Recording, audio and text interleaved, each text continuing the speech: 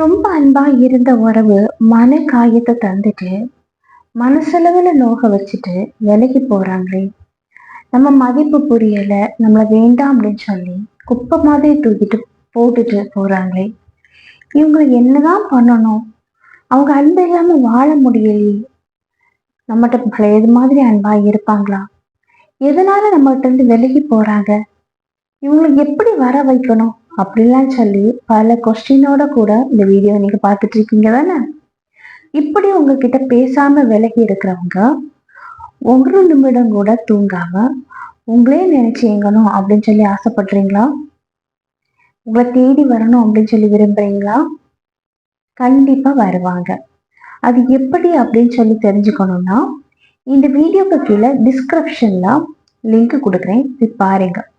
இது உங்க வாழ்க்கைக்கு ரொம்ப ரொம்ப பயனுள்ளதா இருக்கும். அதனால பேசாம விலகி போனவங்கள நினைச்சு கவலைப்படாதீங்க.